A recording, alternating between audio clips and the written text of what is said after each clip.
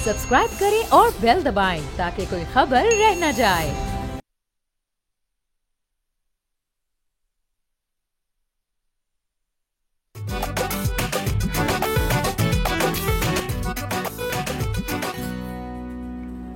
अस्सलाम वालेकुम, बोलो जनाब, मैं बहुत बहुत खुश आमदीद। मैं हूं असद निज़ामी, मेरे साथ हैं अली आफ्ताब। सर क्या हाल हैं? सर बहुत एक्साइटिंग डे है आज। हर जगह पे जिधर भी चैनल स्विच करेंगे चीखें चल रही होंगी, शोर शराबा चल रहा होगा। बहुत बड़ा फैसला है और चाहता मैं ये हूँ कि लोग जब इस चैनल पे आएँ तो रुक जाएं, ठहर जाएं। बहुत काम की बातें होनी है, कहीं और जाने की ज़रूरत नहीं। सर बिल्कुल कहीं जाने की ज़रूरत नहीं है। और सर हमने शोर शराबे वाली बात ही नहीं करनी, हमने बात करनी है फैक्ट्स की। सर इसी शो पे मैं बड़ी देर से बात करता हूँ कि यहाँ ना एक साइकिल जो है छोटा होता जा रहा है जमहूरी निज़ाम का। आपने देखा कि जो चीज़ 2-3 साल 4 साल चल जाती होती थी, फिर वहाँ जाके मसला होता था। अमूमन प्राइम मिनिस्टर का वो आहिस्ता आहिस्ता कम होता रहा कि प्राइम मिनिस्टर चले गए, हुकूमतें बदल गई, चीज़ें चेंज हो गई। वोट ऑफ नो कॉन्फिडेंस जैसी चीज़ जब इंट्रोड्यूस हुई है तो फिर गेम बन जाती नंबर्स की। सारी कहानी अब नंबर्स की है और साइकिल भी छोटा हो जाए। आप साइकिल नहीं है, ये अब ट्रेनिंग व्हील्स लगे हुए हैं कि छोटा पहिया है। सो वो अब वापस सर आज इस सुप्रीम कोर्ट के बहुत बड़े फैसले के ऊपर के बाद नंबर्स गेम जो है वो फिर से शुरू हो गई है। तमाम जो पीटीआई, नून लीग और पीपल्स पार्टी के क्वार्टर्स हैं, उनके जो लोग हैं जो उन्होंने अपनी पेंसिलें कस ली हैं और वो बैठ के नंबर काउंटिंग कर रहे हैं कि इस सारे फैसले से रिजर्व सीटों का क्या होगा। थोड़ी हिस्ट्री इसकी दे दें कि इलेक्शन कमीशन ने एसआईसी जो है जो जो जो इफेक्टिवली पीटीआई के मेंबरान जिस पार्टी में चले गए उनको रिजर्व सीटें नहीं दी। उन्होंने पहले केस फाइल किया, फिर वो केस वहाँ से इलेक्शन कमीशन से ख़त्म हुआ, फिर वो पेशावर हाई कोर्ट से ख़त्म हुआ, फिर आज जाके सुप्रीम कोर्ट में चला गया और आज से कुछ दिन पहले उसका फैसला महफूज हो गया था। जो उसका बेसिकली 7-5 का जो उसका एक आया है, रिज़ल्ट है, और उसके अंदर बेसिकली बड़ा थिन मार्जिन का था। तो जो थे बाकी जजेस जो थे उनके अंदर काजी फैज़ा उस 5 में थे और बाकी जजेस जिन्होंने इसके हक में फैसला दिया कि उनको रिजर्व सीट्स मिलनी चाहिए और वो डिफरेंट जजेस थे। तो काजी फैज़ा साहब आपके चीफ जस्टिस ऑफ पाकिस्तान जो थे वो उस 5 में थे। ये मैं वैसे ही क्लैरिफाई करता हूँ। तो सर ये एक बात होगी। दूसरा सर आप ये देखें कि अब इससे ना मामला जो हैं बड़े कॉम्प्लिकेटेड हो गए, क्योंकि अब कुल 22 नशिस्तें जो हैं आपकी मेंबर्स की वो जो हैं सस्पेंड होंगी, नंबर 1। उसके बाद जो रिजर्व सीटों की वजह से आपको कोalition गवर्नमेंट के अंदर 2/3 मेजॉरिटी हासिल की हुई थी पीपल्स पार्टी ने और नून लीग ने इत्तेहादी गवर्नमेंट में, वो अब 2/3 मेजॉरिटी नहीं रही, वो ख़त्म हो गई। 336 सीटों में से आपको 224 सीटें दरकार होती हैं कि आप उसको 2/3 मेजॉरिटी कह सकें। अब उनकी सीटें जो हैं 228 जो थी वो गिर के हो गई 209। तो अब से 2/3 मेजॉरिटी इस कोalition गवर्नमेंट की ख़त्म हो गई। अगर चले जाएं हम और डिटेल के अंदर, तो PMLN जो है जो 121 नेशनल असेंबली नशिस्तों के साथ मौजूद थी उसकी हो गई 107। जो पीपल्स पार्टी है उसकी जो 72 सीटें हैं वो हो गई हैं 67। और ये तमाम सीटें जो हैं अब चली जाएंगी PTI को, SIC को, जिसका मतलब है कि इस वक्त नेशनल असेंबली के अंदर आपके लोअर हाउस में जो सबसे सिंगल लार्जेस्ट पार्टी होगी, जो इस वक्त भी आप एक लिहाज से कह सकते हैं तरीके इंसाफ ही है, SIC है, लेकिन अब तो बाकायदगी से मार्जिन बढ़ाते हुए it is the single largest party in the national assembly. और उसके साथ साथ जो सस्पेंडेड सीट्स हैं उसमें से 14 PMLN की रिजर्व सीटें, वुमेन एंड माइनॉरिटीज़ की, 5 पीपल्स पार्टी की और 3 JUIF की। सो बेसिकली सर 2 मसले हैं। एक तो मसला ये कि PTI की स्ट्रेंथ जो है वो बढ़ गई है SIC की रादर। दूसरा मसला ये कि जिन लोगों को ने रिजर्व सीटों पर रखा हुआ है, जो पार्लियामान में हिस्सेदार हैं, अब जो विमेन सीट्स है और रिजर्व सीट्स है, माइनॉरिटीज़ की सीट्स है, उन सबको उनको फारग करना पड़ेगा। तो पार्टीज़ के अंदर पार्टी ख़त्म हो रही है और अब इनको बड़े मुश्किल निगोशिएशंस जो हैं वो करनी पड़ेगी। So back to the drawing board वाली सिचुएशन सर फिर पैदा होगी। हाँ बिल्कुल। एक तो ये है कि इसमें मेरे ख्याल में फैसला 8-5 मैं अभी बाद में रियलाइज किया 8-5 का फैसला है और ये फैसला एक रात पहले लीक हो गया था। बहुत सारे लोगों ने बता दिया था कि ये फैसला है। ये बड़ी नज़र में रखने वाली सर हम लीकी लोग हैं। अच्छा, दूसरी चीज़ ये है कि हमारी उन लोगों के साथ हमदर्दी है जिनको अपनी सीट लूज़ करनी पड़ेगी। बहुत दुख होता है, यकीनन होता होगा। हमें तो कभी मिली नहीं इसलिए पता नहीं। ये हमारी निश्चित है ना सर। अच्छा, तीसरी चीज़ ये है कि इससे अब होगा क्या। तो जैसे आपने कहा कि 2/3 मेजॉरिटी नहीं रही। अच्छा, एक और इसमें टेक्निकल पॉइंट है कि ये सीटें SIAC को शायद नहीं मिली, ये सीटें PTI को मिली हैं। हाँ जी। अच्छा, इस पे भी बड़ा एक जो है ना बैकलैश है अदलिया की तरफ लोगों का कि जी आप सीटें केस तो ये था कि SIC को दें, आपने SIC को दी नहीं और PTI को दे दी। अच्छा, अब लेकिन इसका मतलब ये है कि अगर रिजर्व सीटें PTI को मिल सकती हैं तो फिर वो जो रेगुलर लोग थे SIC के उनको भी मिलनी चाहिए। तो अब बेसिकली वो एक दरख्वास्त डालेंगे और उसके बाद वो सब भी PTI में वापस आ जाएंगे। उम्मीद ये है कि हो सकता है, अब तो करना पड़ेगा ना, वरना फिर वो भी निकालनी पड़ेंगी जो रिजर्व सीटें। अच्छा, 2/3 मेजॉरिटी के ना होने से नुकसान ये होता है कि आप कोई आईनी तरमीम नहीं करवा सकते। बिल तो पास करवा लेंगे आप सादा अक्सरियत से, आईनी तरमीम नहीं होगी। अच्छा, ये इतना कोई बड़ा डेंट नहीं है। उसकी वजह यह है कि कौन सी आईनी तरमीम हैं जो अभी कोई पाइपलाइन में थी, जो इन्होंने सोची हुई थी, हमें तो नहीं पता। ठीक है, तो वो नहीं भी करवा पाएंगे तो कोई बात नहीं, नंबर 1 बात। नंबर 2 बात ये कि हमने तारीख में आईनी तरमीम भी होते देखी हैं विदाउट 2/3 मेजॉरिटी। मतलब जाहिर है उसमें ऑपोजिशन से भी वोट दिलवा दिया जाता है या वो दे देते हैं। लास्ट मियां साहब की आई थी ना 2/3, उसके बाद से तो हमने सिंपल नहीं देखी ना। हाँ, तो लेकिन आईनी तरमीम तो हुई है ना उसके बाद भी, 2010 में भी हुई है। ठीक है। अच्छा, अब जो यहाँ पे बारीकी की बात है ना, वो बारीकी की बात ये है कि पीपल्स पार्टी की तो पांचों घी में और सर कढ़ाई में है। वो पहले भी उतनी रेलेवेंट थी, वो आज भी उतनी रेलेवेंट है। PTI के वो दोस्त जो ये समझते हैं कि जी इससे उनकी हुकूमत बन जाएगी, इससे उनकी हुकूमत नहीं बनेगी इस फैसले के बाद। इसका मतलब ये नहीं कि ये फैसला छोटा है, इस फैसले की इतनी ज़्यादा सिग्निफिकेंस है। और वो सिग्निफिकेंस क्या है? वो ये है कि PTI की वो ख़वातीन कारकुन जो कि जेल में हैं, अब अगर ये उनको बना देते हैं MNA MPA रिजर्व सीट्स पे, उनको दिलवाते हैं ये सेनेट, क्योंकि अब इसके बाद ये सेनेट को भी तो लेके जाएंगे ना सुप्रीम कोर्ट में। तो जब वो MNA या MPA बन जाएंगी या जब सेनेटर बन जाएंगी तो उन सबको जेल से निकालना पड़ेगा। तो ये एक बहुत बड़ी विन है PTI की। उसके बाद उनका बड़ा प्रेशर होगा अपने अपने हाउस के अंदर।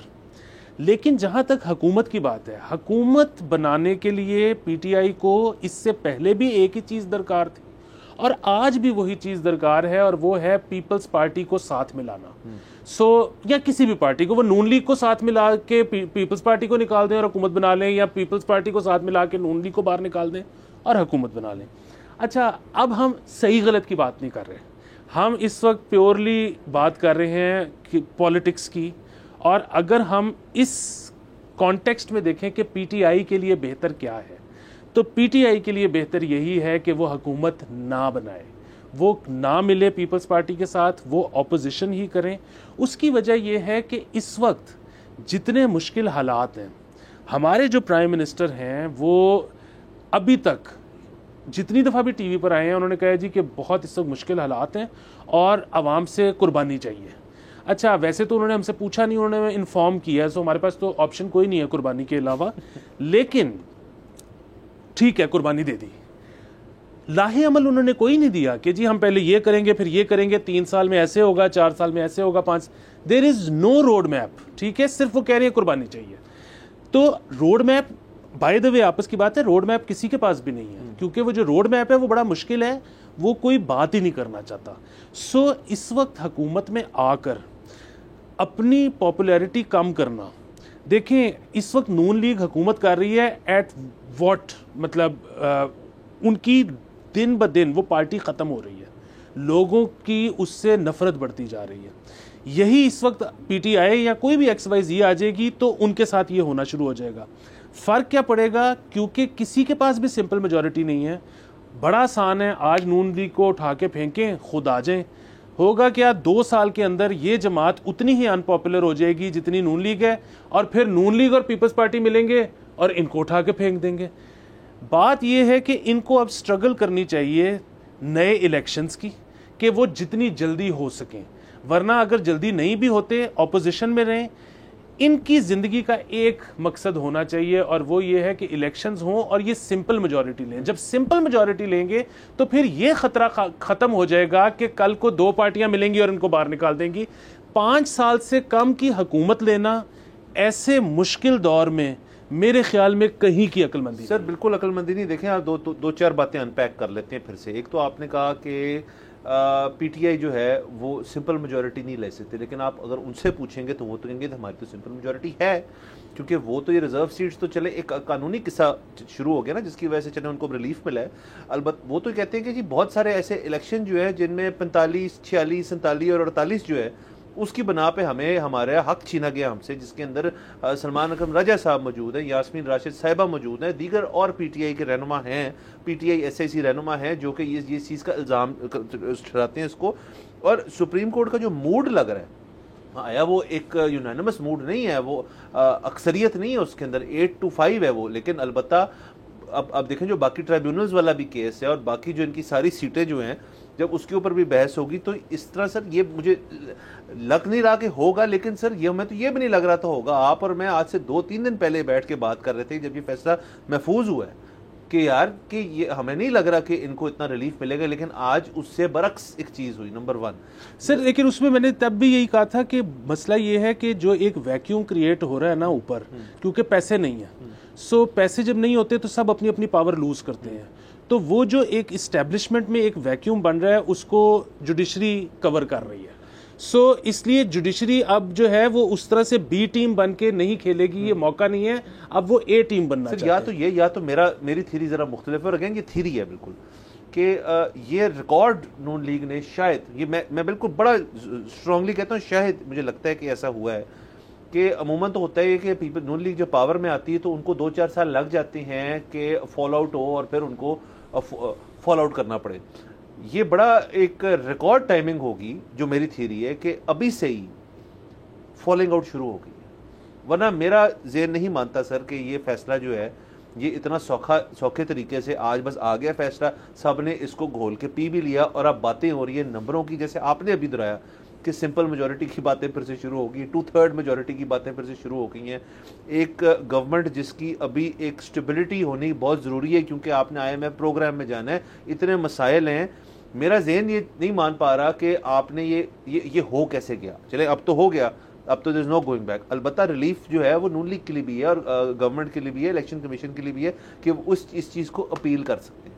अच्छा, सुप्रीम कोर्ट की हद तक जब फैसला आ जाए तो उसके अंदर जब आप अपील करते हैं इस फैसले को तो अमूमन तो वो रजिस्ट्रार जो है ना उसको यूँ पकड़ के फाइल को पीछे फेंक देता है। इस केस में ज़रा ये मुश्किल होगा करना रजिस्ट्रार को, तो शायद अपील अगर दर्ज होए तो उसके अंदर अमूमन हमने पहले भी देखा है कि हुआ तो बहुत कुछ है यहाँ पे कि जो अगर 8-5 हो तो बात तो 2 जजेस की है सर, 7-6 भी तो हो सकता है।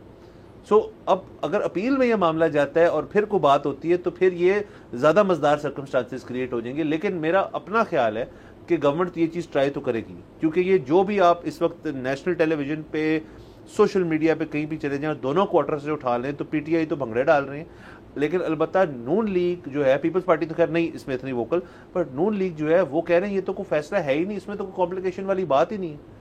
लेकिन सर जब कोई शख्स को पार्टी ये बात करे ना कि हम इससे घबरा नहीं रहे, इसका मतलब है वो बहुत घबरा रहे हैं इस चीज़ से। सर देखिए, बुनियादी बात ये है कि ये जो अदलिया के ऊपर एक बहुत देखें, मैं ठीक गलत की फिर बात नहीं कर रहा, लेकिन जो एक तासुर है ना पूरे मुल्क का, जो सिंबल वाला फैसला था वो एक दाग बन गया। सो उसको भी ये बेसिकली पहली कड़ी है उसके रिवर्सल की, क्योंकि देखें एक सिंबल ना होना किसी पार्टी का ये मतलब नहीं है कि अब वो पार्टी एग्जिस्ट नहीं करती, कोई कानून ऐसे नहीं करता। सो ये उसका रिवर्सल है। देखें जो अदलिया है वो भी तो इसी मुल्क की है ना, तो उनको भी बड़ी परवाह है कि मुल्क उनके बारे में क्या सोचता है। सो मेरे ख्याल में जो आज फैसला आया है बड़ा खुश आइंद है। और जो दूसरी चीज़ आपने कही कि पीटीआई वाले तो क्लेम करते हैं कि उनकी सीटें ही ज़्यादा हैं, फाइन होंगी, लेकिन वो तो ट्राइब्यूनल्स वाला अभी जिस तरह ये फैसला आ गया ना आज, वो भी आ जाएगा, वो भी जब आएगा जिस दिन खुल जाएंगे दोबारा बक्से, अगर बक्से जब खुलते हैं तो उसके बाद निकल आती हैं उनकी सीटें, वो सिंपल मेजॉरिटी में आ जाते हैं। हाँ, फिर ज़रूर अगर वो अपनी हुकूमत बनाना चाहते हैं तो बना लें, लेकिन सिंपल मेजॉरिटी में आए बगैर हुकूमत बनाना जो है वो बहुत बेवकूफ़ी है। वो तो बिल्कुल आपका पॉइंट उस तरह से तो मैं एग्री करता हूँ 100%। और मैं इसमें ऐड कर दूँ आपके इसी पॉइंट के अंदर कि सिंपल मेजॉरिटी इन national assembly plus Punjab assembly, फिर हुकूमत करने का मजा आएगा, वरना नहीं आएगा। बगैर पंजाब के तो कोई हुकूमत नहीं बन सकती। तो ये भी ट्राई करनी चाहिए। तो ये बड़े मुश्किल है, लेकिन सर अब आप ये देखें, लेकिन जितना अरसा गुजर रहा है ना इस वक्त की सिचुएशन में, उतना पीटीआई को फायदा हो रहा है, क्योंकि नून लीग का हर दिन जो गवर्नेंस का है वो अपने लिए गड़ा मजीद खोद रहा है। बिल्कुल। तो दूसरा आपने जो मैं सर बात कर रहा था अपील की, रिव्यू पिटिशन की, वो आजम नदीर तारा साहब ने ये कह दिया है आज, उनसे किसी से सवाफी ने सवाल पूछा प्रेस कॉन्फ्रेंस में, वो कहता है हम इसको काबीना में डिस्कस करेंगे और अगर फैसला हुआ रिव्यू पिटिशन का तो हम रिव्यू पिटिशन दायर करेंगे। तो ये फैसला भी मतलब ये बहुत सर ये आउटस्टैंडिंग एक चीज़ हो जाएगी कि अगर एक रिव्यू पिटिशन में इस किस्म का बड़ा फैसला जो है वो ओवरटर्न हो और उसमें चेंजिंग है, ये बहुत बड़ी चीज़ होगी। और उसको फिर अगर तो होती है तब उसके बारे में तब बात करेंगे। दूसरा आपने एक रोड मैप के बारे में बात की कि हमें अभी तक लाएअमल नहीं पता इस मौजूदा हुकूमत का, बल्कि तमाम हुकूमतें जो इस वक्त कंटेस्ट कर रही थी इलेक्शन की, उनका मंशूर तो अपनी जगह हो गया कि अब पावर में आने के बाद क्या लाएअमल है। सर उसकी में मेरी थ्योरी है बड़ी ज़बरदस्त कि सर एक अमीर शख्स जो होता है ना, उसका लाएअमल होता है लॉन्ग लास्टिंग। वो सोचता है अगले 10 साल की, 15 साल की, 20 साल की कि यार मैंने अपना पोर्टफोलियो इन्हांस कैसे करना है, मैंने अपनी डाइवर्सिफिकेशन कैसे लानी है, मैंने अपने पैसा सिक्योर कैसे करना है, लाइफस्टाइल कैसे सिक्योर करना है। एक शख्स जो गरीब होता है वो तो डे टू डे चलता है सर, वो टाइम टू टाइम चलता है कि यार मैंने आज के दिन की ज़रूरियात जो है मेरी वो फाइनेंशियल नौयत की ये हैं, तो उनके लिए मैंने ये चीज़ें करनी है, तो ये पूरी हो जाएंगी ताकि पहिया चलता रहेगा। तो सर ये जो है मौजूदा गवर्नमेंट जो है ये डे टू डे इसलिए आपको लाएअमल नहीं मिल रहा। यहाँ लेंगे इसी आपके जवाब के आपके कमेंट्स आएंगे। यहाँ पे जाना है ब्रेक के ऊपर, प्लीज स्टे विद अस।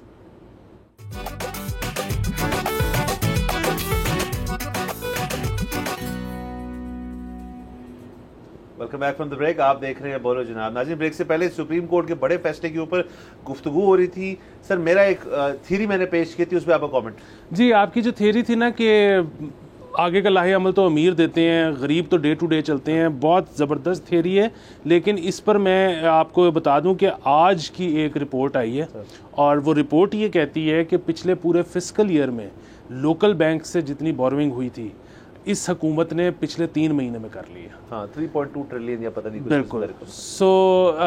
मतलब उधार की पीते थे मैं, लेकिन समझते थे कि रंग लाएगी फाका कशी एक दिन। कुछ सॉरी मैंने शेर खराब कर दिया, लेकिन कुछ इस तरह का मतलब था, समझ आ गई आपको। बुनियादी बात यह है कि इनकी हरकतें गरीबों वाली नहीं सर। असल में मसला उसका उसी के अंदर, मैं इसको ज़रा सिंप्लीफाई अगर कर दूं तो देखें, अगर आपके एक ज़माने में लोशे हो और चर्चा हो और आप पकड़े ना जा रहे हो, लेकिन एकदम से आपकी माली सूरत हाल जो है एकदम से नीचे जाए, फाइनेंशियली अगर आप वीक होना शुरू हो जाएं, तो फिर आपका एक चीज़ जो एंड तक आप मेंटेन करते हैं ना, वो होता है आपका लाइफस्टाइल। आप नई चीज़ें नहीं लेते, उसको एनहांस नहीं करते, उसकी मेंटेनेंस पे जाते हैं, काम कोई नहीं करना चाहता। सर जब आपके पास हो कुछ नहीं, बैंक सत्तू ख़त्म हो जाए, तो फिर आप कैसे सर लाइफस्टाइल मेंटेन करते हैं? उधार लेके। वो रिश्तेदार हो सकते हैं, दोस्त हो सकते हैं, फिर बहुत और मतलब मुख्तलिफ उधार ले लेते हैं आप, फिर किसी एक की पेमेंट आ गई, दूसरे की आ गई, तो एक आपका सर्कुलर डेट जो है वो बन जाता है। तो सर यही हो रहा है कि अब उन्होंने लोकल बैंक से ले लिया। जब लोकल बैंक्स की बारी आएगी देने की तो वो IMF से ले लेंगे, थोड़ा लोकल बैंक्स को दे देंगे। जब लोकल बैंक्स की ख़त्म हो जाएगा और IMF को देना होगा तो फिर वो इमराती हमारे ममालिक से ले लेंगे। तो सर यही चल रहा है पीछे से। सर लूप मैंने आपको बताया था, तमाम चीज़ें तो है ही। इसलिए मतलब इसको अगर आपने किसी को ना, जो वो लोग ना घबरा जाते हैं फिगर से कि जी IMF की का टीम आ रही है तो ADB क्या कह रहा है, तो ये सारी इसकी मैंने एग्जांपल आपको एनालॉजी दे दी है। ये ऐसी है कि आपका ये वो वाला कज़न है जो जब आता है ना तो आप कहते हैं मैं घर पे नहीं हूँ, पता है उसने पैसे मांगे। वो वाली बात है सर। बिल्कुल आप सही कह रहे हैं। जहाँ तक ट्राइब्यूनल्स का मामला है, जहाँ तक हल्के खुलवाने का मामला है, अमूमन तो ये होने में 4 साल लग जाते हैं। लेकिन जिस तरह से आपने प्रोग्राम के शुरू में कहा कि अब हर चीज़ जल्दी जल्दी होनी शुरू हो गई है, तो शायद ये भी वक्त से पहले हो जाए या हम इलेक्शंस पे ही चले जाएं। इन बोथ केसेस ये फौरी होते चीज़ें नहीं हैं। मतलब इसमें मुझे अगले 6-8 महीने में तो ये होता नज़र नहीं आ रहा। बहरहाल जो एक चीज़ मुझे फौरी होते नज़र आ रही है वो है कि सेनेट के मामले में सुप्रीम कोर्ट PTI जाने लगी है और बहुत वेरी एक्साइटिंग टाइम्स अहेड, बहुत मजा आ रहा है, कंटेंट ही कंटेंट आएगा। लेकिन सर देखिए, हमने तो देखा है VONC, आपने अभी तक VOC नहीं देखा sir. Sir vote of confidence अगर कॉल हो जाए फिर वो भी हो सकता है सर। फिर आप ये देखें कि जिन जिन ख्वातीन की और माइनॉरिटीज़ की अकलियतों की जो रिजर्व सीटें उनसे ली जाएंगी और वो PTI को वापस दी जाएंगी, तो इस तरह से तो वो भी पिटिशन डाल सकते हैं सुप्रीम कोर्ट में कि जी आपने दी ही क्यों थी, या इलेक्शन कमीशन पे केस कर सकते हैं, या इलेक्शन कमीशन कर सकता है रिव्यू पिटिशन। तो ये तो सर एक बड़ी खिचड़ी बनने वाली है कि इतने स्टेक होल्डर्स एकदम से सर इस एक फैसले से, जिसमें 2 स्टेक होल्डर थे, इलेक्शन कमीशन और PTI, अब है इलेक्शन कमीशन, PTI, नून लीग, पीपल्स पार्टी, JUI, दीगर जो मिनिस्टर्स जो यहाँ से फारग होंगे, MNAs, MPAs, वो SIC, तो सर ये तो एकदम से एक डब्बा खुला और उसके अंदर से चीज़ें निकली हैं बाहर। सर वो बिल्कुल निकली हैं, लेकिन अगर इस किस्म के केसेस होते हैं, वैसे होने तो नहीं चाहिए भाई। एक पहले आपकी सीट बनती थी, अब नहीं बनती, अब आप घर जाएं। लेकिन अगर इस तरह का कुछ होता है तो उसकी तो सारी की सारी पेनल्टी ECPP पे पड़नी चाहिए, बिल्कुल। और ECP की से एक इंक्वायरी होनी चाहिए, एक कोई कमीशन बनना चाहिए कि भाई आपने कानून को इतना गलत इंटरप्रेट कर कैसे लिया, इस पे एक इंक्वायरी होनी चाहिए सर। इंक्वायरी होनी चाहिए। और बाकी सर जो भी रिप्रेजेंट कर रहा था ECP को, मतलब उनका जो वकील था, हमने देखी उनकी एक जज से भी उनकी तू मैं भी हो गई थी, तो उनकी जो चीज़ें उन्होंने पेश की वो तो जाहिर है कुछ पढ़ की पेश कर रहे होंगे। लेकिन आपकी ये बात ठीक है, इलेक्शन कमीशन खुद क्योंकि कानून साजी करने वाला एक इदारा है, जिसके पास एक सियासतदान जो इलेक्शन लड़े या कोई शख्स इलेक्शन लड़े तो उसको रिलीफ देने के लिए उन्होंने कानून के हवाले से उसको रिलीफ देना है। यही है ना सर बेसिक पॉइंट। ये है, 2 आपके काम है, हर 5 साल बाद इलेक्शन कराना है और उसके बीच में अगर बाय इलेक्शन हो वो आपने करवाना है, और उसके बाद रिजल्ट्स जो हैं कानूनी तौर पे कॉन्स्टिट्यूशन को अप्लाई करते हुए आपने करना है। तो सर ये तो इस पूरे इलेक्शन, जब से ये इलेक्शन होने थे से लेके इस फैसले तक, ये तो रुजू ही किया है इन्होंने कोर्टों से, बिकॉज हर बंदे इनके खिलाफ कंप्लेन की है, तो बंद कर दें इनको फिर, या कोई नया बंदा लाएं इलेक्शन कमीशन में, या कोई इस किस्म के लोग लाएं जिससे और PTI की किताब से एक पेज फाड़ें जिसमें उन्होंने तो मजबूरी के तहत किया कि जी उनकी तमाम पार्टी ये वकला चलाती है, थोड़ी देर चला ले, आप वकीलों के हाथ में देते हैं इलेक्शन कमीशन, क्योंकि है तो सारा मामला ये कि आपने कोर्टों के चक्कर काटने, जूते घिसाने अपने। बिल्कुल बुनियादी बात यह है कि इलेक्शन कमीशन कोई ऐसा इदारा तो है नहीं जो कि इलेक्शन से 4 महीने पहले कायम किया जाता है और इलेक्शन ख़त्म होने के 4 महीने बाद उसको बंद कर दिया जाता है। अगर इन सारों की तनख्वाहें आपने सारा साल देनी है और हमेशा देते रहना है, तो फिर कुछ इस तरह के लोग होने चाहिए जो कानून की इतनी गलत इंटरप्रिटेशन ना कर सर। मैं आखिर जाते जाते आगे भी हमारे पास 1-2 स्टोरीज हैं, एक और बात बताता चलूं कि ये 8-5 का फैसला तो आया, लेकिन तमाम 13 के 13 जजेस जो हैं उन्होंने एक बात ज़रूर की है कि इलेक्शन कमीशन इस कानून की तशरीह जो है वो बाकायदा गलत की है, और उसमें कहीं पे भी ये नज़र नहीं आया हमें कि कोई बात जो है वो कोई दानिश्वर तरीके से हो रही है, किसी मतलब कोई लॉजिक की बेसिस पे हो रही है। वो उस पर 13 जजेस इतफाक करते हैं कि इलेक्शन कमीशन ने गलत किया है। इलेक्शन कमीशन पार्टी बन गया था। इलेक्शन कमीशन को तो एक बिल्कुल न्यूट्रल इदारा होना चाहिए, उनको तो परवाह नहीं होनी चाहिए कौन जीत रहा है, कौन आ रहा है, सीटें किधर जा रही हैं, उनका ये काम ही नहीं है। लेकिन वो ऐसा तासुर मिला है सबको कि उसने एज अ पार्टी ट्रीट किया है इस पूरे केस। जी सर। अच्छा सर, आगे चलते हैं। बिल्कुल सर, पहले बात कर लेते हैं ज़रा हम 2 इस किस्म की वक्त, मतलब ज़रा सेगवे ज़रा चेंज किस्म का होगा, लेकिन चूंकि ये 2 स्टोरीज़ हमें बैक टू बैक ही मिली हैं, सुनने को मिली हैं, अफसोसनाक तरीन ख़बरें हैं, लेकिन इन पे बात करना जो है बहुत अहम है, ताकि थोड़ी सी एक तो अवेयरनेस क्रिएट, और दूसरा फिर कानून ने जो रास्ता इख्तियार करना है वो तो कानून ही करेगा, हम तो उसके अंदर ज़ाहिर अपनी कमेंट्री दे सकते हैं। तो पहले बात कर लेते हैं कि जो वाक़या हुआ, एक हमारी ही मतलब इंडस्ट्री की एक खातून ने एंकर हैं और उन्होंने डोमेस्टिक वायलेंस का एक कंप्लेंट जो है वो फाइल की। उसकी थोड़ी सी हिस्ट्री जो है वो हमें पता है क्या है कि इनके जो हस्बैंड हैं वो उनके को आपसी मामलात जो थे वो कुछ ठीक नहीं थे कुछ देर से, काफ़ी देर से, और इनकी एक सेपरेशन इन्होंने इख्तियार की हुई थी, जिसमें ये लाहौर में थी मौजूद, और वो उनका बिज़नेस जो है वो सरगोदे का, तो मोस्टली वहाँ होते थे। लड़ाई शायद इस पे हुई कि एक तो कोई लेन देन का मामला था नंबर 1, दूसरा शायद मामला ये था कि उनको वो कहते थे कि आप अपना ये करियर छोड़ के सरगोदा शिफ्ट हों बच्चों के साथ। इनके खैर से जॉइंटली मेरे ख्याल में 4 या 5 बच्ची। तो ये वाक़या लेकिन लाहौर में पेश है, जब वो सरगोदा से भी लाहौर में मौजूद थे, और फिर पता चला कि इनकी कोई जब लड़ाई ज़्यादा बढ़ गई या ज़्यादा मसले बढ़ गए तो इन्होंने उनके ऊपर उनको ज़्यादा किया, ख़ातून को तशद्दुद किया उनके ऊपर, और ये नहीं कि मतलब हल्का फुल्का तो कुछ नहीं होता, तशद्दुद होता है, बट ज़्यादा तशद्दुद किया, मैं कहना चाह रहा हूँ।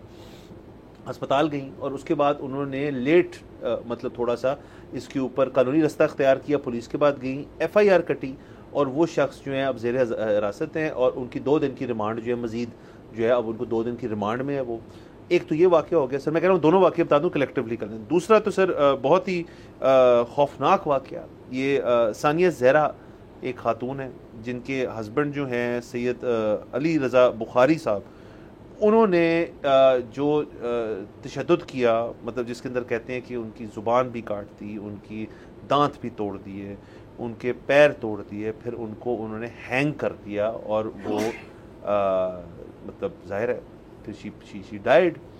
तो अब सर आपको याद होगा कि हर कुछ देर बाद ना इस किस्म के वाक़यात जो हैं ये मंजर आम पे आते हैं, और हम इसके ऊपर एक रिपीटेड बात करते हैं कि ये चीज़ें जो हैं ये जब अनएड्रेस्ड जाए ना तो इसके अंदर बहुत बड़े बड़े मसले पैदा हो जाते हैं।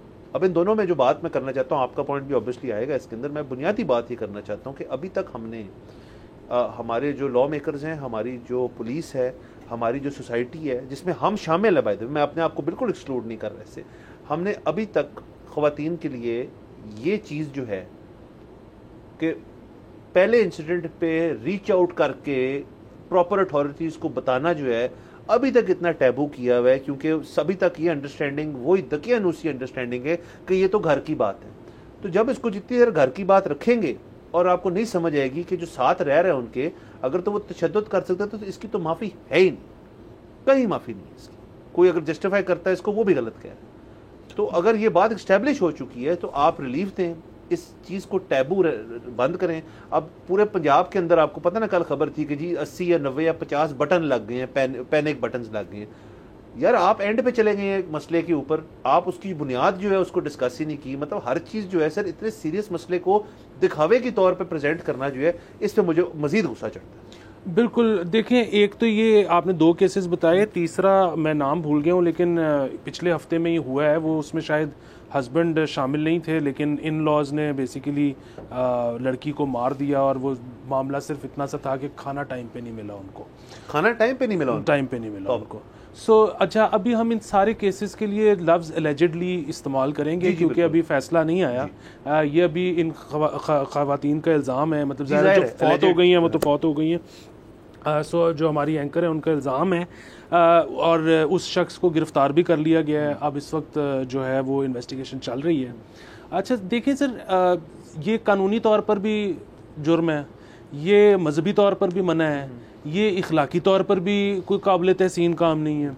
अच्छा, जो हमारी सरकार है, और मतलब ये आज की सरकार की बात नहीं कर रहा, ओवर द ईयर्स जो हमारी गवर्नमेंट्स बनती रही हैं, इन्होंने इसको करिकुलम में भी डालकर देख लिया है। हमने ये देखा है कि सिविल सोसाइटी ने इसके ऊपर ड्रामे बना के भी देख लिए हैं। उसके अलावा हमने कोशिश कुछ इस तरह से भी की कि मेंबर से भी अगर आवाज़ें आ जाएं इस बारे में, और उन्होंने की भी। बड़े प्रोग्रेसिव हमारे मौलाना हैं जो बड़ा टीवी पे आगे दबंग तरीके से कहते हैं कि आप ज़दोकोप नहीं कर सकते अपने बेटर हाफ पे। तो ये हमने सारा कुछ करके देखा है, ये नहीं कारगर हुआ अभी तक। मैं इसमें ना एक चीज़ ऐड करना चाहता हूँ, शायद उसकी वजह से कुछ डेटरेंस आ जाए, और वो ये है कि देखिए किसी को कत्ल कर देना तो वो तो जाहिर है आप नहीं बच पाओगे, आपको पाकिस्तान का कानून ही आपको जेल में डाल देगा या फांसी दे देगा। इसके अलावा आप किसी को इतना मारते हो कि उसके ब्रूजेस ही आ जाते हैं, तो उस केस में भी मतलब आपको तो जेल टाइम है और वो सारा कुछ। लेकिन जिस तरह से आपने फरमाया कि यहाँ पर उससे निचले लेवल पर बहुत कुछ हो जाता है, और लड़की के अपने घर वाले भी कहते हैं कि यार थाने ना जाना, पुलिस के पास ना जाना, बदनामी होगी, हमें बार बार बुलाया जाएगा, तुम्हारे थाने के चक्कर लगेंगे। सो एक तो इसको दूर करने की ज़रूरत है, और इसके दूर होने से क्या होगा, और इवेंचुअली ये हो जाएगा। ठीक है, पूरी दुनिया तरक्की कर रही है, ये मुमकिन नहीं है कि पाकिस्तान आइसोलेशन में बैठा रहे। यहाँ पे हमारी जो अब ख़वातीन हैं, पढ़ी लिखी हैं, हाथ में मोबाइल फ़ोन है, उनको पता है कि एक ख़ातून जो तरक्की याफ्ता ममालिक में रहती है उसके क्या राइट्स हैं, वो अब यहाँ पर वो डिमांड करती है। बात मैं तमाम मर्द हज़रात को ना एक चीज़ कहना चाहता हूँ, और वो ये है कि आपने अगर थप्पड़ भी मार दिया जिसका निशान भी ना पड़ा, लेकिन अगर वो इस्टेब्लिश हो गई बात, उस लड़की ने बता दिया, थाने में रिपोर्ट करवा दी और वो इस्टेब्लिश हो गई कि वो थप्पड़ पड़ा है, आप लोगों के कभी वीज़े नहीं लगेंगे। इस मुल्क से हर यंग आदमी की यही ख्वाहिश है ना कि मैंने बाहर जाके कमाना है, आपके कभी वीज़े नहीं लगेंगे अगर ये बात इस्टेब्लिश हो गई कि आप बीवी को मारते हैं। सर बिल्कुल आप ठीक कह रहे हैं। उसकी वजह यह है कि जिन मुल्कों में जाना है उधर तो इसके कवानीन पिछले, मैं ये नहीं कह रहा 20-25 साल की बड़ी कानून साजी, अभी लास्ट 5-10 ईयर्स में इस चीज़ के ऊपर इतने वो राइटफुली सो वो स्ट्रिक्ट हो गए हैं कि हरासमेंट हो जाए, वायलेंस हो जाए, सब कुछ हो जाए, उसके अंदर बहुत स्ट्रिक्ट है। सर इसी को कंटिन्यू करेंगे, जाना हमें छोटी सी ब्रेक के ऊपर, लेट्स टेक अ ब्रेक।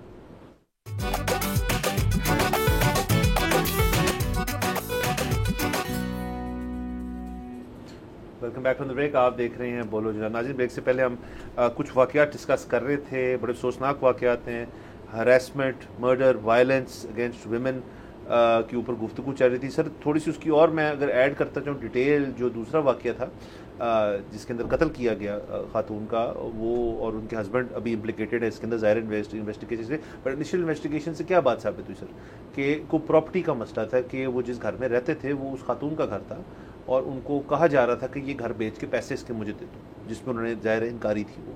तो अगेन ये जो डिस्प्यूट्स होते हैं ना, कई दफ़ा इनकी तय तक आप जाए ना तो अमूमन आपको इसके अंदर मॉनेटरी कुछ सिचुएशंस जो है ना वो बड़ी इन्वॉल्व नज़र आती हैं।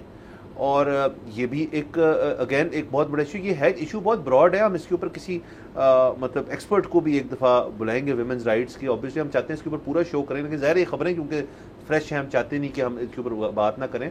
तो सर इसके अंदर ये प्रॉपर्टी का भी कोई मसला, देखिए अगेन हमें इखलाकी तौर पर, अगेन कानूनी तौर पर हर तरह से पता है कि आप ये काम नहीं कर सकते। पहले पाकिस्तान में शायद केसेस नहीं होते थे, अब जब से ख़वातीन एम्पावर्ड महसूस करना शुरू किया है उन्होंने, अब वो केसेस करती हैं। बुनियादी बात यह है कि आप ना मुआशरे में हर जगह सुनेंगे, टेलीविज़न पर, घरों में, कि जी शादी को आसान बनाएं, शादी को आसान बनाएं। कोई शक नहीं, शादी को बिल्कुल आसान बनाना चाहिए, लेकिन मेरा ये ख्याल है कि तलाक को भी आसान बनाएं। उसकी वजह यह है कि तलाक इस मुआशरे में इतना बड़ा मसला है कि उसकी वजह से ये सारा कुछ हो रहा है। भाई आपको नहीं मज़ा आ रहा, आपकी नहीं निभ रही, आप अलहदा हो जाओ। आप जब ये हरकतें करोगे उसके बाद पुलिस इन्वॉल्व होगी, अदलिया बीच में आ जाएगी, आप जेल जा सकते हो, आप फांसी चढ़ सकते हो। इससे बहुत बेहतर नहीं कि आप एमिकेबली पार्ट वेज कर लो, आपको जी आप हमारी आपस में नहीं बन रही, आप जाएं अपने घर, में आ जाता हूँ अपने। सर देखिए इसका एक तो आप तो शायद एक दोनों जावियों से बात कर रहे हैं। एक तो ज़ाहिर इसका कानूनी जाविये के कैसे कर सकते हैं, दूसरा इसका एक सोसाइटल एंगल भी है कि जिसके अंदर के अगेन वही वाली बात कि आप किसी एक माशरे के अंदर, क्योंकि हम बड़े इंटरकनेक्टेड लोग हैं, उस तरह से हर शख्स को पता होना चाहिए कि आप क्या कर रहे हैं, किधर कर रहे हैं और कौन है आपके साथ। तो इसी मद में अगर आप तलाक की बात भी जिक्र भी हो जाएगी किसी घर के अंदर, तो डर ये होता है मोमन के साथ वाले जो इर्द गिर्द दीगर लोग हैं, रिश्तेदार ना ही नहीं बल्कि आपके दोस्त यार हो जाएं, आपके बाकी लोग हो जाएं, वो बड़ा इसके ऊपर करेंगे। और सर प्लस हमारा आप ही कहते हैं कि इस मुल्क के अंदर तमाम जगहों पे हर मसले का हल होता है सुलह, तो कई दफ़ा हर मसले का हल सुलह नहीं होता। कुछ मसलों का हल होता है कि आप एक दूसरे से अलहदगी इख्तियार कर लें, वो अलहदगी में सुलह की गुंजाइश पैदा होना शुरू हो जाती है। लेकिन अगर आप इकट्ठे ही रहेंगे तो फिर सुलह कभी नहीं होगी। और अमूमन मैंने दोस्तों का जरा जान के जिक्र किया कि दोस्त जो होते हैं ना वो फिर चाहते हैं कि यार कि नहीं, क्योंकि हम भी शादीशुदा हैं और हमारी दोनों से दोस्ती यारी है, तो इनकी अगर खुदाना खास्ता सेपरेशन होगी या तलाक होगी तो फिर हमें भी मसला होएगा। तो वो दोस्त अमूमन, मैं ऑब्वियसली बहुत जनरलाइज बात कर रहा हूँ, होता बहुत दफ़ा हमने देखा है कि वो कहते हैं यार आप लोग दोस्ती क्यों नहीं कर लेते, हम बैठ के आपके मुज़ाकरात करा देते हैं। ये मुज़ाकरात है ही नहीं किसी और के, ये मुज़ाकरात तो है ही दो लोगों के बीच में, ये उन्होंने आग दूसरे से बात करनी है। हाँ उसमें अगर हो कि जी एक शख्स कह रहा है कि यार मैं ये नहीं होने दूंगा, लेकिन अगला कह रहा है यार मैंने ज़ेन बना लिया, तो फिर वो ज़ेन सर बड़ा मुश्किल है चेंज करना, बहुत मुश्किल है। दूसरा आप देखिए ना कि अभी जिस तरह अगर जो एंकर साहिबा हैं, आयशा साहिबा, वो अगर दुरुस्त फरमा रही हैं कि ये आज की बात नहीं है, मेरे साथ 6 महीने से हो रहा है। सो इतनी एम्पावर्ड खातून को 6 महीने लगे हैं थाने से रुजू करने में, क्यों? इसी वजह से ना सोसाइटल प्रेशर। तो बात ये है कि अभी ये बात जमा खातिर रखें कि आइंदा ऐसे नहीं होगा। आज इन ख़वातीन जब लड़कियां देखेंगी कि ये हुआ है और 6 महीने बाद she came and told everyone कि ये हो रहा है, और उसके बाद उसकी ज़िंदगी अब अलहदा होकर बिल्कुल ठीक गुजर रही है, तो दूसरी ख़वातीन 3 महीने में करना शुरू कर देंगी। उनका देखी देखी 1 हफ्ते बाद या फिर टाइम आएगा कि जिस दिन हरासमेंट होगी उसी दिन वो थाने जाएंगी। और मेरे ख्याल में ऐसे ही होना चाहिए, और मेरे ख्याल में हरासमेंट से बहुत पहले आपको अपने अपने घर चले जाना चाहिए। हाँ सर, और दूसरा सर, इसको अगर आप कहना स्नोबॉल इफेक्ट होना शुरू हो जाएगा इवेंचुअली, होपफुली हम चाहते हैं इस किस्म की चीज़ों। लेकिन अब देखें ना कि ये 2 वाक़ये जो हैं इस वक्त ये टॉप प्रायोरिटी मुझे तो नहीं नज़र आई, ये कहाँ पे है पंजाब गवर्नमेंट की। अब पंजाब गवर्नमेंट के अंदर जो हमारी मौजूदा चीफ मिनिस्टर साहिबा हैं, उनका तो एक बहुत बड़ा पॉइंट ऑफ व्यू था इस चीज़ के ऊपर कि मैं इस चीज़ को टॉलरेट नहीं करूँगी। उन्होंने इनफैक्ट अभी एक जो आई थिंक विमेंस राइट्स के ऊपर जो एक कमेटी होती है, उनकी हेड जो है उनको मुकर्रर किया है हिना भट्ट साहिबा को, जो नून लीग की एक कारकुन और अब MPA भी हैं। तो अब ये एक फीमेल लेड एक पंजाब गवर्नमेंट है ना, तो अब ये बटन लगाने के अलावा मेरे ख्याल में इसके अंदर बड़े सख्त इक़दाम होने। सर जो आप कह रहे हैं ना, जो चीज़ ख़वातीन खुद करें, नहीं, वो मेरे ख्याल में उससे बहुत बेहतर ख्याल है सर कि CM साहिबा जो हैं अब इसको इशू को टेकअप करें और इसको अपनी असेंबली के अंदर भी रेज करें। तमाम जो ख़वातीन आपकी MPAs हैं वो भी इसको टेकअप करें, और एक नेशनल लेवल कैंपेन, अभी नेशनल लेवल कैंपेन किस चीज़ पे हो रही है? बिजली के बिलों पे, यकीनन वो भी एक मसला है। इसके ऊपर एक नेशनल लेवल कैंपेन करें, इन 2 वाक़यात को एक बना, बल्कि एक जो ज़्यादा संगीन मामला, दोनों संगीन है, मैं उनको कंपैरेटिवली मैं कह रहा हूँ, जिसके अंदर कत्ल हो उसको भी करें। तो सर बहरहाल हम चाहेंगे कि मतलब शायद मैं जब हम आज का शो कर रहे हैं उसके बाद कुछ चीज़ें आ जाएँ नून लीग की तरफ से, हम इसको फॉलो करते रहेंगे। बहरहाल सर हमारा वक्त ख़त्म हो जाता है आज के लिए, बहुत शुक्रिया शो देखने का। कल इंशाल्लाह आपसे फिर मुलाकात होगी। खुदा हाफ़िज़।